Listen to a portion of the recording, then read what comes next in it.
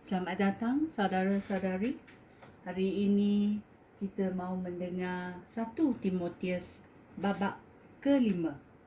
Kewajipan terhadap orang yang seiman. Ya, adalah kewajipan seorang Kristian kepada seorang Kristian yang lain kerana seiman.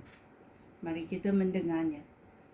Janganlah marahi orang yang lebih tua daripada kamu, tetapi hendaklah engkau bercakap kepadanya seolah-olah dia bapa kamu. Perlakukanlah orang muda seperti saudara kamu dan wanita tua seperti ibu. Dengan hati yang tulus, hendaklah engkau memperlakukan wanita muda seperti adik. Hormatilah balu yang benar-benar hidup seorang diri. Tetapi jika seorang balu mempunyai anak cucu, mereka inilah yang harus terlebih dahulu menjalankan kewajipan agama terhadap kaum keluarga sendiri. Dengan cara itu, mereka membalas budi ibu bapa, nenek dan datuk. Perbuatan ini menyenangkan hati Allah. Seorang balu yang benar-benar seorang diri tanpa seseorang yang dapat memeliharanya, hanya berharap kepada Allah. Siang malam dia berdoa kepada Allah meminta pertolongannya. Tetapi seorang balu yang hidup berfoya-foya, dia ini sudah pun mati meskipun dia masih hidup. Sampaikanlah petunjuk-petunjuk ini kepada mereka, supaya jangan sesiapa pun dapat mencela mereka.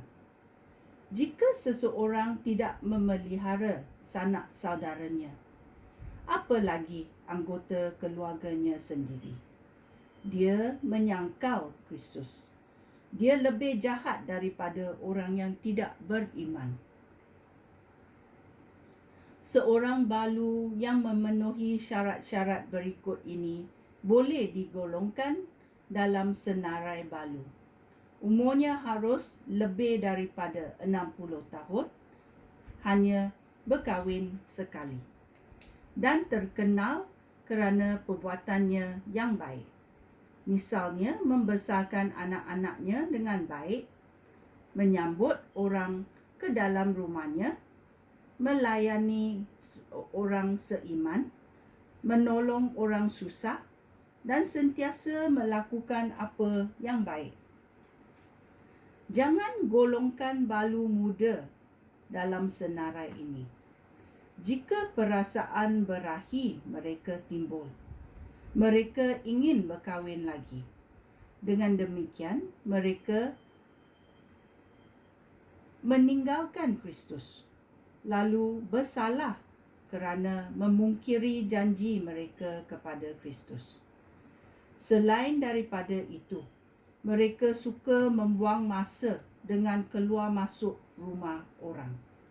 Tetapi yang lebih buruk lagi, mereka mengumpat dan turut campur urusan orang lain serta mempercakapkan perkara-perkara yang tidak seharusnya dikatakan.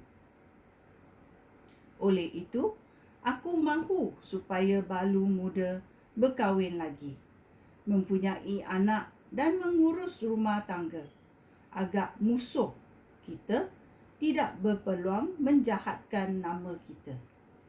Hal itu demikian kerana ada balu yang sudah meninggalkan Kristus lalu mengikut iblis.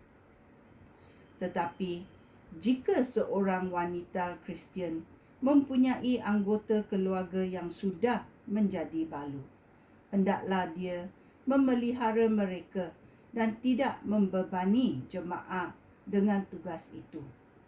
Dengan demikian, jemaah dapat menolong balu yang sama sekali tidak mempunyai sanak keluarga.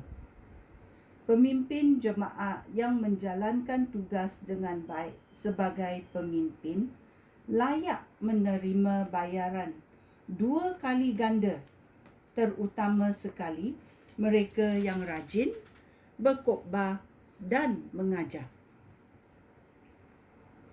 Seperti yang tertulis di dalam Alkitab, janganlah beranggus mulut lembu yang sedang mengirit biji-bijian, dan juga orang yang bekerja layak menerima upah. Janganlah percaya tuduhan terhadap orang pemimpin jemaah, kecuali tuduhan itu diperkuatkan oleh 2 atau 3 orang saksi. Orang yang berbuat dosa harus ditegur di hadapan jemaah supaya yang lain menjadi takut. Di hadapan Allah, Kristus Yesus, dan malaikat-malaikat yang suci, aku mengarahkan engkau mentaati perintah-perintah ini tanpa prasangka terhadap sesiapa pun dan tidak bersebelah. Janganlah tergesa-gesa letakkan tangan pada seseorang untuk melantik dia sebagai hamba Tuhan. Jika orang lain berdosa, janganlah terikut-ikut. Jagalah supaya diri kamu tetap murni. Jangan minum air sahaja, tetapi minumlah sedikit wain untuk menolong pencernaanmu, kerana engkau sering sakit. Dosa beberapa orang sudah nyata sebelum diadili, tetapi dosa beberapa orang lain akan ketahuan kemudian. Demikian juga perbuatan baik mudah dilihat dan tidak kelihatan pun tidak akan tetap tersembunyi. Ayat 25, demikian juga perbuatan baik mudah dilihat dan yang tidak kelihatan pun tidak akan tetap tersembunyi. Ya. Orang Kristian yang menjadi abdi mesti menghormati tuan mereka, supaya orang tidak dapat memburukkan nama Allah ataupun ajaran kita. Abdi Kristian yang menjadi milik orang Kristian tidak boleh menghina tuan mereka kerana mereka saudara seiman. Sebaliknya, abdi harus melayani tuan mereka dengan lebih baik kerana orang yang menikmati pelayanan itu saudara seiman yang dikasihi. Ya, kita mesti tahu kewajipannya terhadap orang yang seiman. Okey. Ini adalah 1 Timotius bab ke-5. Sekian, terima kasih. Shalom.